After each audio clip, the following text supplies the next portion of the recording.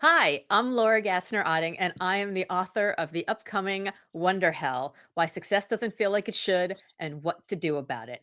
And the best advice I ever received was, you're just not that important. You're just not that important. Yes. Wow, that I heard that in a lot of dates, but when did you get that, Laura? That's pretty interesting. Yeah, well, I sat down with a woman who had just sold a pretty huge company.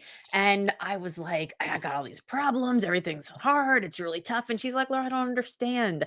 You're running a successful business. You're in a happy marriage. You got healthy kids. What's the problem? And I said, I yell at my kids too much. And so she said, all right, tell me about your day. So I told her all about how, I get up in the morning and I take my kids to school and then I do all this work for my clients. And then later I pick them up and I bring my phone, which means that I can be at the park and with my kids and I can be everywhere all at once with my clients and they don't even know I'm gone. And she looked at me and she was like, well, what would happen if you didn't? And I'm like, what do you mean? She's like, what if you just put your phone in the trunk for an hour and took your kids out for ice cream? Or what would happen if someone else picked your kids up from school every once in a while? And I was like, no, I have to do all the things. And she was like, no, you're just not that important. And here's the thing about that advice. What she meant was, you're not that important for all the things all the time, but you are that important for some of the things in those really precious moments. So, she said, Laura, if you are running a business where you can't put your phone in the trunk for an hour and be away from the office, you're either a micromanager or nobody cares about what you're doing as much as you do. And if you can't like have some downtime with your kids to just like enjoy and just relax, like you're not actually bonding with them. Like you're not, they know you're not there. So she's like, you're just not that important. Figure out where you are that important and double down there. Ooh, I love that advice. I had no idea where you were going there, but I really do love that. I mean, that used to be, I remember early on, I'm aging myself here, but I had a BlackBerry. And the whole promise was that then, if it was urgent, only if it was urgent, would people interrupt us. But it turned into, well, I'm going to check my email. I'm going to catch up on this. I'm going to do this. So instead, now I had this electronic leash that eventually my ex wife actually named her BB. She divorced me because that was my mistress. I Yes. loved my Blackberry more than I loved her. And then thought, oh, I'm not that important. Well, I wasn't that important to her, and I might argue, right? She clearly wasn't that important to me. So, like, when she said that, I mean, did it immediately flip your behavior, or what? Like, what changed? Did like you look up and the kid was like breaking his leg, or what?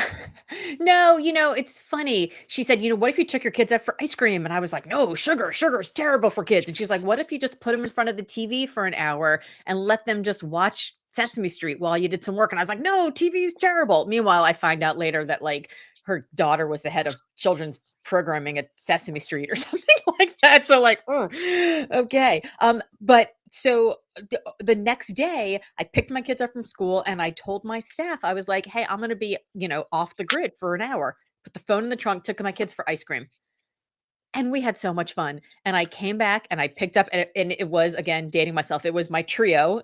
It was my Yes. palm trio.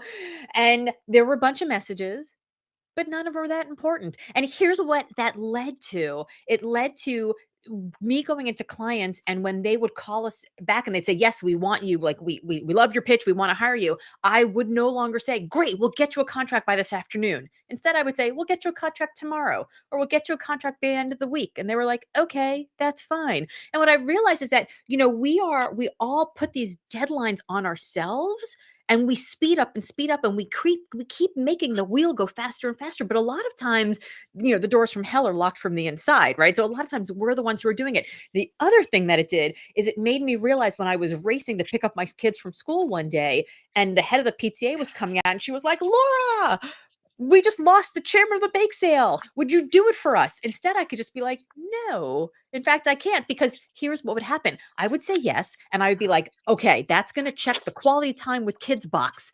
I'm going to do the bake sale. And then, like, I get really busy with work. I forget all about the bake sale. It'll be the night before. And then I'm like screaming at my kids, like, we got to bake banana bread and we got to bake cupcakes and we need to make the chips. And oh my God, Joey's allergic to peanuts, and right, all the different things. And I wouldn't be spending any quality time with my kids, right? I would be doing a quality thing for their school. So now instead, when I'm like, okay, are you asking me because I am the most important person for the job? or am I just the next proximate heartbeat? Like, you would have asked any parent that you ran into on the way, any father, any mother, any caregiver, right? Like, who were you going to ask? So now I say no, but let me help you find the person who can, right? I can like take on the job that's the right job. It's easier for me. I have a better network than I have baking skills. So I will be better for the school. I'll be better for my kids. I'll be better for that PTA chair if I take the job that's the right job where I am that important as opposed to all the rest. A better network than baking skills. That needs to be your next book, Laura. Yes. That's really good, right? So that's so funny. That's so funny. Well, that leads us into talking about your book, Wonderhell, which is fantastic. I'm sad I don't have a physical copy. I Oh, I read do. it. I got them. I got them Oh 2 days ago. I just got them. no! Oh Isn't wow! that I pretty? Oh, want and one. Yeah. because Limitless is yellow, right? Yes, you still So got some yellow though. here's the fun little Easter egg. Of course, It's of yellow. course. So yeah. So naked, you match your book. That I mean, the book being naked, not That look you, pretty naked. right? Yeah, That's I'm pretty not good. yellow. Like I'm kind of like a pale, like pasty pink. Yeah, that nobody wants to buy a pale pasty no, pink but your book. color. No, but right, but that's your color though. You have a beautiful suit in Yes. that color that just jams off the screen. I mean, so just so you know, I'm colorblind, and I think you know this, right? Like this is as close to limitless yellow as I got, and you're probably gonna say, "Dude, that's green," right? But it's as close as I get, Laura. I'm just telling you. Yeah, well, I decided I wear like bright green. I'm like trying to Yeah, get into my color. When I first started speaking, all of the video of me speaking in the beginning is I'm wearing gray, I'm wearing black. I'm like trying to hide. I'm like I'm center stage, but I hate speaking, so I'm like, oh, I'm just gonna pretend I'm not here. And now our mutual friend Aaron King was like, Laura, you always post about these celebrities in their, limitless yellow. You gotta like you got to wear some limitless yellow. And I was like, I don't own any yellow. I don't own any yellow at all. And she was like, you got to do it. So I put on this head to toe yellow suit and I strode out in front of 5,000 people at this event in Dallas. And it's an event, they sell caffeine patches that you put on your arm. So this is like 5,000 caffeinated people in the Gaylord Center in Dallas. And here's what I learned. You can't play small when you're wearing head to toe yellow in front of 5,000 caffeinated people. And it actually helped me find a different version of myself on stage that I didn't actually know existed, and it's become much more fun since then. yeah. Well, you actually you talk about in that book, right? The difference between Laura Gassner Otting and LGO, right? Which is so well, it's so interesting, right? Because I mean, don't take this the wrong way. I don't know LGO, Yeah. right? I just know my friend Laura. Though I read your books and I love your work, right? But I mean, really, like I have not had the joy yet of seeing you on stage, but I totally get it. Like it totally makes sense how that flips. And yet, and yet, you talk in the book about that imposter syndrome that sometimes creeps in, right? And you say our goal is to stand on the edge of our incompetence. So explain that in your limitless yellow way, how that helps us kind of overcome that imposter syndrome. Yeah, so here's like so when Limitless came out, it debuted number 2, Washington Post bestseller, right behind Michelle Obama, the whole 9 yards, and I was like, "What? Like, what?" I had no idea. Like, did not have a mailing list. It's not even like I had a small one. Like, I literally didn't have a mailing list. Like, I remember. yeah, like I mean, we talked about this on that great walk on the beach in Florida, and I was just like, I don't know what I'm doing, and I spent 9 months basically trying to like backfill foundation under the house I suddenly found myself living in. So like, great, amazing, terrific, and also and wonderful, and also, well, if I could do that, what else could I do? What more could there be? Like, what else is inside of me? Not in this like bigger, better, faster, I have to crush it kind of way, but like if I was capable of that and I didn't know it, what else, what other potential do I have inside? And suddenly I felt the burden of this potential settling itself down on my shoulders. And then it became stress inducing, anxiety provoking, identity questioning. Like, who am I now in this new version of myself? So it was wonderful, but it was hell. It was wonder hell. And wonder hell is the space in my psyche where the burden of potential walked in and was like, hey, Laura, what you got for me? What you gonna do with this newfound potential that you didn't even know existed last week, last year, last month? And I didn't know. So um I sort of thought about this idea and I was like, what am I going to do with this? I don't really know. I'm just going to keep backfilling the foundation and feel like an imposter and not know what I'm doing. And then COVID hit. And then when we were all at home, I started talking to other people. I was going live, every day on Facebook at 10 a.m. I know you joined some of those. And then I kind of got sick of my own voice. So I was like, I should just talk to other people. So I invited other people to come on with me. And all the conversations seemed to loop around this one question of this moment in their lives where everything changed. And so by the end, I had talked to 100 different Olympic medalists, glass ceiling shatterers, startup unicorns, and everyday people like you and me, and what I realized was that there's no way out of it. You can't get out of Wonderhell because every time you get through one version of it, you see another version of yourself and another version of yourself. And if you're lucky, another version still. There's just Wonderhell after Wonderhell after Wonderhell.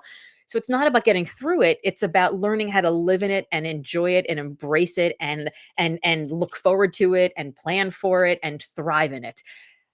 And one of the things that I realized, one of the big themes is that every age, every stage, every one of us constantly has imposter syndrome because every time you achieve something, you walk into a room that has more doors than you ever thought possible and you don't know what's behind them. And so each time you're in that next room, you feel like an imposter. So every single person I talked to, whether they had won the X Games and they were trying to win an Olympic medal, or maybe they had run Smith Barney, but they were, launching a women's investment platform online. If they sold their first tube of lipstick and they wanted to sell like five more, like every single person at every age. And I was like, well, if they've got it, then the rest of us, we got to figure out what to do with it. And what I learned through these stories is that imposter syndrome is actually that voice in your head that goes, "Oh my God, you haven't done this before." And if we just change the way we listen to that voice and instead hear it say, "Oh my God, you haven't done this before," then it's an opportunity. It's not a limitation, it's an invitation. So I think imposter syndrome is actually a sign that we're on the right track. Mm, I like that. That makes me happy to hear, right? And with that, a lot of times those that have imposter syndrome are the most competent, the most gifted, the people that are actually doing stuff. Because morons that are sitting there at the bar all week, they're not thinking, well, I wonder if I deserve to have this here brewski. They're not thinking that, You right? know, And yet, I uh, was literally just talking to Rahav Harfouche about this yesterday morning, and we were talking about how, like, every time somebody says, like, "Well, tell me about your work and tell me who you are," and we feel this need to like dance and to jump around and like, "Let me impress you, let me impress you, let me show you all the trophies and all the awards and all the accolades I have."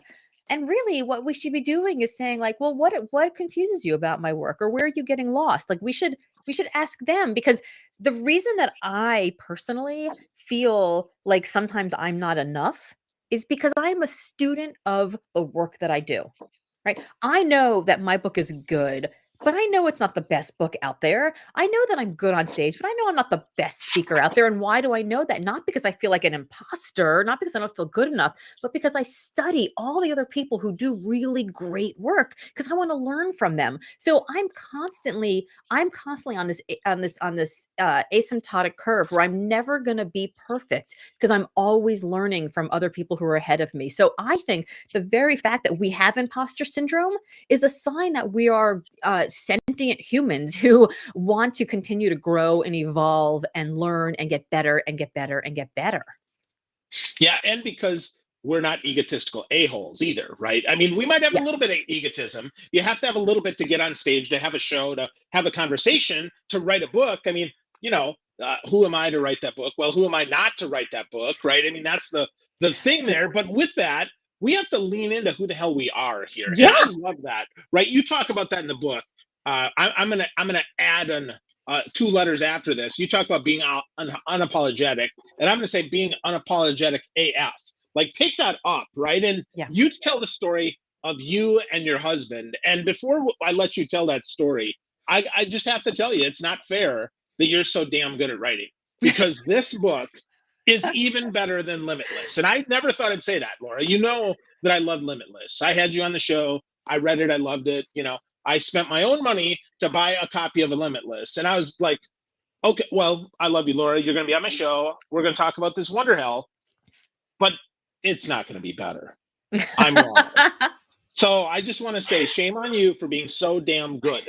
So tell me about you and your husband, who is not have a way with words. You know, what's really unfair is that he kinda does have a way with words also. It's just that he's so good at numbers. It's like it's kind of ridiculous. My husband is that guy who he got a 780 on his English SAT, which is amazing, but he got a 800 on his math SAT. So it's just really annoying, you know? He's really annoying. You know, he's the guy like he finishes the Saturday New York crossword puzzle. He's just so friggin' smart.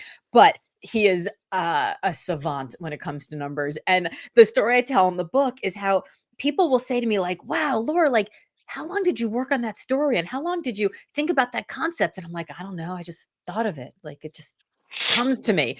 Um, and they think I'm magical, right? They're like, that's incredible. That's amazing. You're just magic. And I'm like, no, this just happens to be a thing that I know how to do. Right? I loved stories as a kid. I loved reading. One of my first jobs was in the White House. I was writing speeches for a president and they'd be like, we need some 15, you know, we need 15 minutes on, you know, environmental policy in an hour, go. So like you'd have to write fast. So I just got trained early to write that way. My husband, on the other hand, is just such a genius with numbers. And so when I ran my executive search firm, I would, you know, from time to time have to do things like run P&L and payroll and like figure out how to, you know, pay people and make sure I got paid and we didn't go bankrupt. And I did the way I tell the story in the book is like, and I would sit there like banging my head against the table, like trying to figure out like the cash flow versus input versus my, you know, will to live. Right. It was like, and it was just horrible. And he would walk in the door and he'd be like, "Oh, what are you doing?" And I'd tell him and he would come over, or I would email it to him and like within 14 seconds and 3 keystrokes, he'd be like, "Here you go." It's like all wrapped up in a bow. Like, "Here's your perfect little like function, array function thing." And I was like, "My what?" It's like he might as well have levitated me off my chair, you know, because it's magical. But I think what we do a lot of times is that there are things that are so natural to you, right? Like you are so good at building relationships with people and getting to know them and create like you could look at my sales stuff and be like, that sucks, do this, here you go. And I'd be like, what? Like, how do you do that? And but if I complimented you on it, the first thing you would say is, oh, that's nothing. But I think we have to stop saying, "Oh, that's nothing," and, like, actually own it. Be like, "You know what? Thank you for complimenting me on how much better Wonderhell is than Limitless. I worked really hard on Limitless, but it took a lot for me to understand that my next book needed to be a little more robust. It was a sophomore effort. It's, you know, it's a third longer. I tell more stories. When my publisher tried to, like, machete out some of the LGO-ness of it, I'm like, "You can't do that. That's what my readers love about me." Um, and I'm starting to get emails back from some of my early readers who are like, "Oh my god, I feel like you were sitting on the couch next to me having a conversation." But I had to fight for that, and if I was apologetic and I was like, "You know what? You're right. This should read very much like a business book." Like, my publisher sent it back to me at one point, and you know the way I talk, right? You hear the way I talk, and I'll say things like, "There's a snowstorm coming. You gotta run to the store. Milk, butter, cheese, eggs. What are you gonna make for dinner?" And it came back to me, obviously that's not in the book, but it came back to me like, "You looked at the news report and saw that they're predicting a snowstorm. It occurred to you that maybe you should go to the store. At the store, you decided to buy milk, butter, cheese, comma, and eggs. This was all in an effort to figure out what to make for dinner." And I was like, "No, like that's not how that's not my voice. It's not how I write." So I think each of us have a thing, maybe if we're lucky, multiple things. I got one thing, multiple things that make us who we are.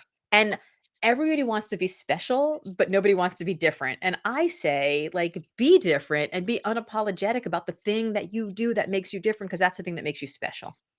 Yeah. Well, you go even further than that when you say the world is a freak show, so why not celebrate our oddities? And I love that because you know, like I can't grow a beard, so I have to embrace that, right?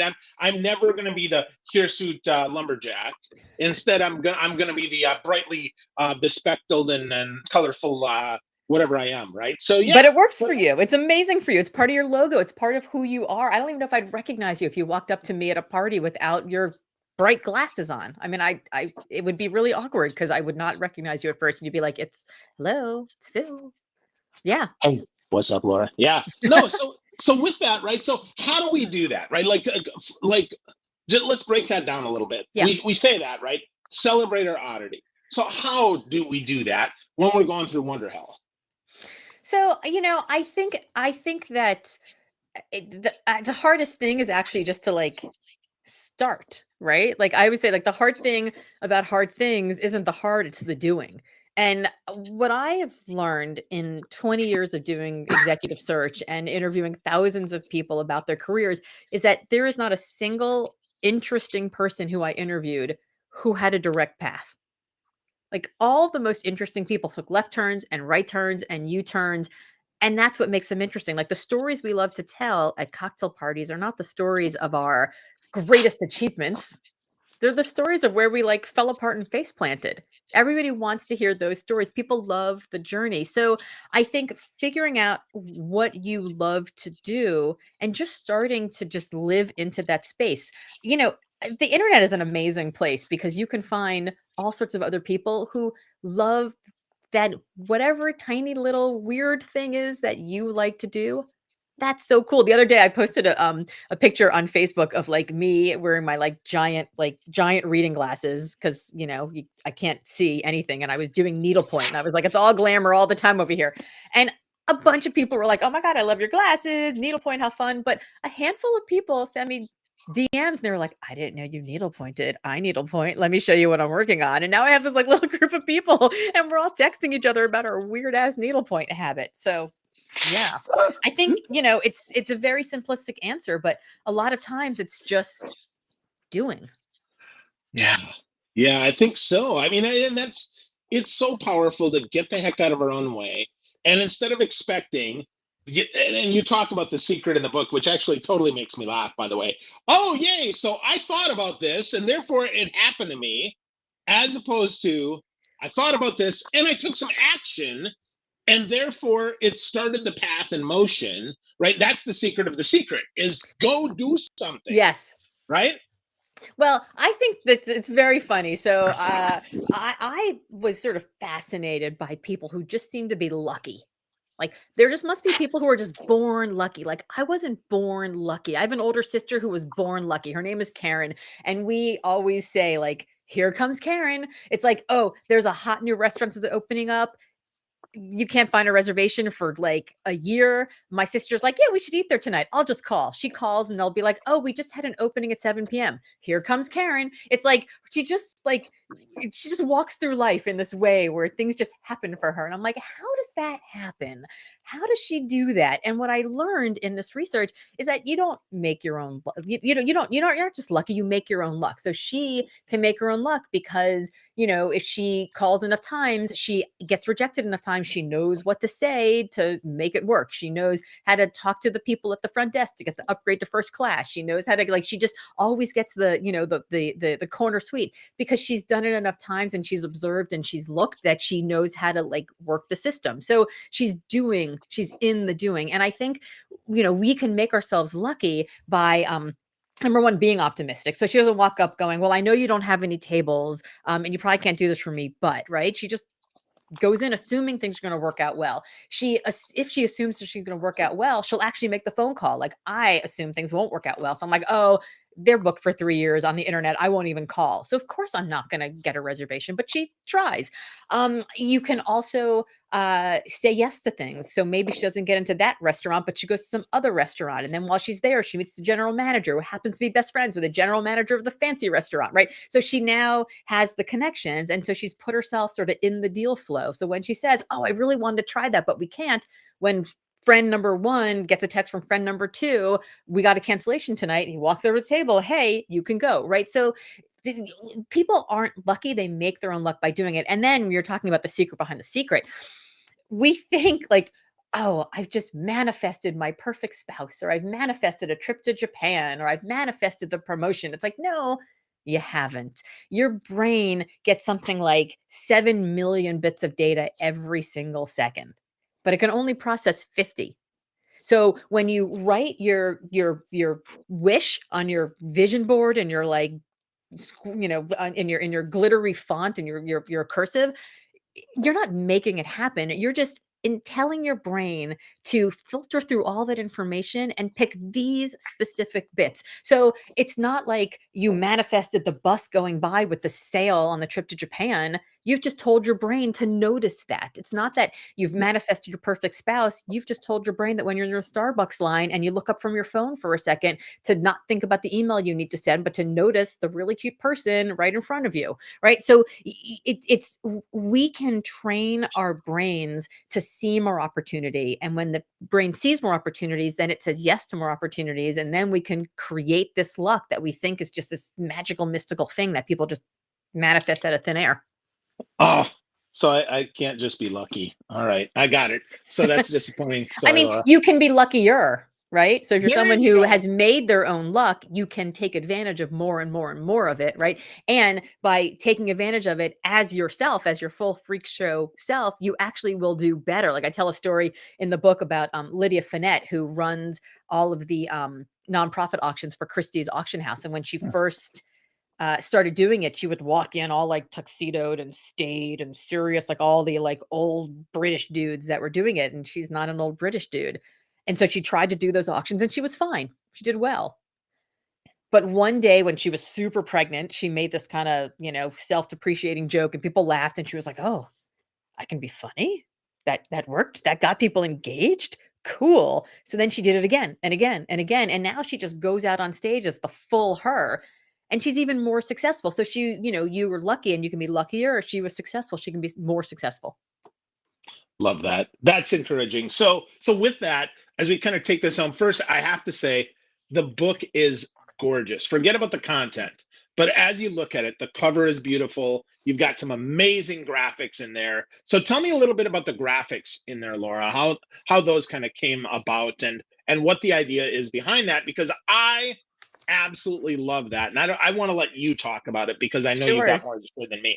So I mentioned Rahaf Harfouche earlier. She's kind of like my work wife. Rahaf and we talk every Tuesday morning. And over the course of like 3 months, I was talking about this idea and I was like talking about the people I interviewed and the themes that were coming out about embracing our ambition and renegotiating our relationship with all the tsunami of emotions that come at us in these moments, and getting ready to do it again and again and again. And she said, Wonderhell's kind of like an amusement park. Like you go in and you're like, it's amazing. It's going to be so much fun. And then the amusement park, they actually kind of suck, right? Like, have you ever been to an amusement park and you're like, this is going to be the best thing ever? And then it's 3 o'clock in the afternoon and you're like sunburned and you're dehydrated and that corn dog in your stomach is threatening to come out on that roller coaster that you don't even want to go on. I thought this was going to be fun. Why isn't this fun? And success is kind of the same way. You're like, I just succeeded. I did this thing.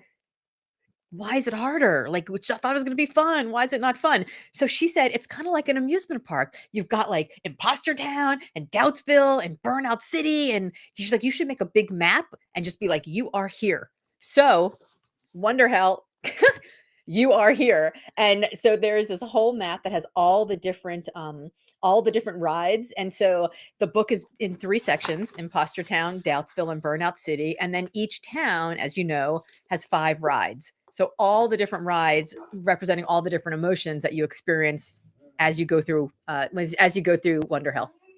Wow. Wow. It's like one of my favorite pinball games, Funhouse, to me. Like, because there's ramps and loop de loops, and sometimes you get multi ball, and you're like, Yep. whoa, Yep. here we go. So, no, I love it, Laura. Love, love, love it. So with that, we're going to take her home here with one more concept from the book that I Yes. love, because it really kind of encapsulates everything I think you're about and everything this book is about, and even everything Limitless about. And that is 2 words: choose yourself. Oh, I yes. love that you threw that in there. So talk to me about choosing yourself as you're in Wonderhell and how that's going to help you get us through. Yes. So I spoke to I spoke to an amazing woman who told me an amazing story. And the story went something like she was waiting. She was waiting for her boyfriend to propose. She was waiting for her boyfriend to want to move in together. She's waiting for her boyfriend to want to move to the next step. Her name is Jill Shearer Murray. And Jill kept waiting for Hector to ask.